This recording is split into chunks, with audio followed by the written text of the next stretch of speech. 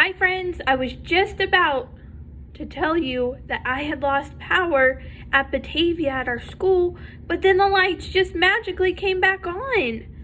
But anyway, we're going to go ahead and read our book for today, which is Cordery.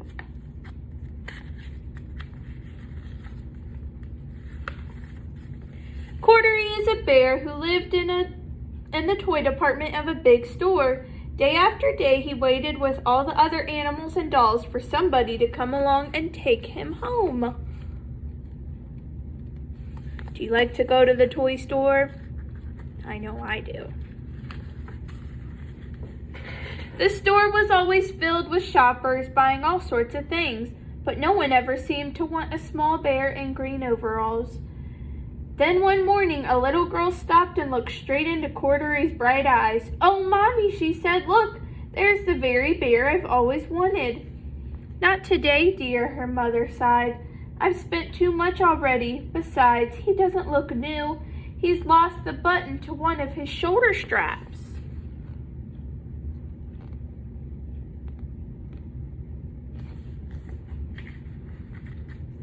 Cordery watched them sadly as they walked away.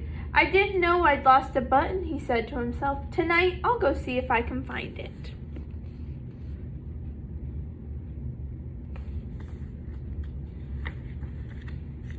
Late that evening, when all the shoppers had gone and the doors were shut and locked, Cordery climbed carefully down from his shelf and began searching everywhere on the floor for his lost button.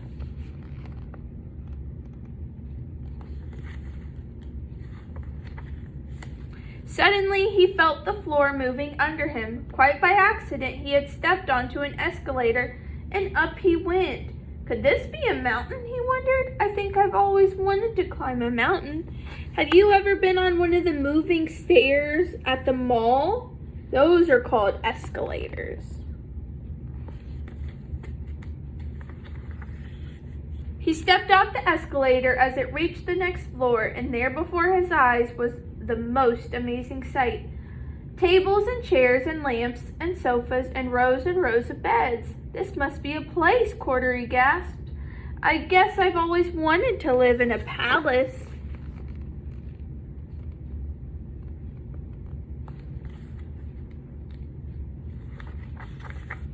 He wandered around admiring the furniture. "This must be a bed," he said. "I've always wanted to sleep in a bed." And up he crawled onto a large, thick mattress. All at once, he saw something small and round.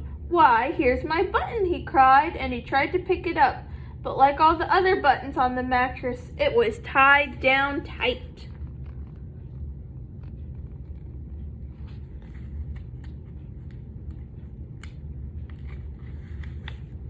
He yanked and pulled with both paws until pop! Off came the button, and off the mattress Cordery toppled.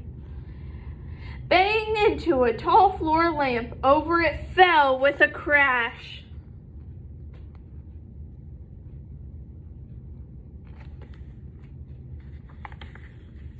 Cordery didn't know it, but there was someone else awake in the store. The night watchman was going his rounds on the floor above when he heard the crash. He came dashing down the escalator. "Now who in the world did that?" he exclaimed. "Somebody must be hiding around here."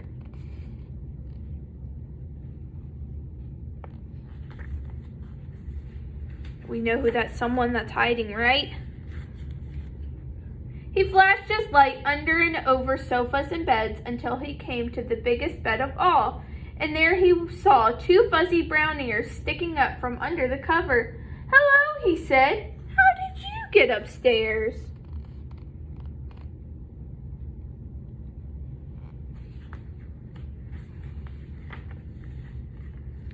The watchman tucked Cordery under his arm and carried him down the escalator and set him on the shelf in the toy department with the other animals and dolls.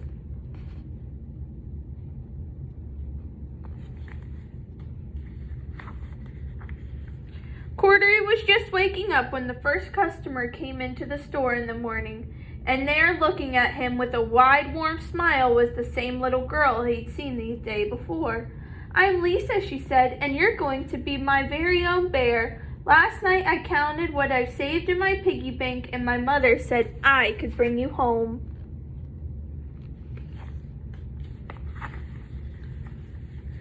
"Shall I put him in a box for you?" the saleslady asked.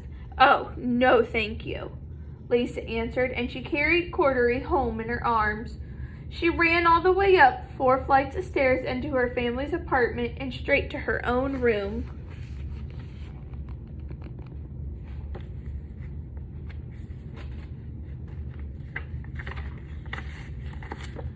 Cordery blinked. There was a chair, a chest of drawers, and alongside a girl-sized bed stood a little bed just the right size for him. The room was small, nothing like that enormous palace in the department store. "This must be home," he said. "I know, I've always wanted a home."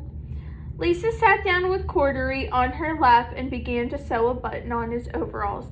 "I like you the way you are," she said, "but you'll be more comfortable with your shoulder strap fastened."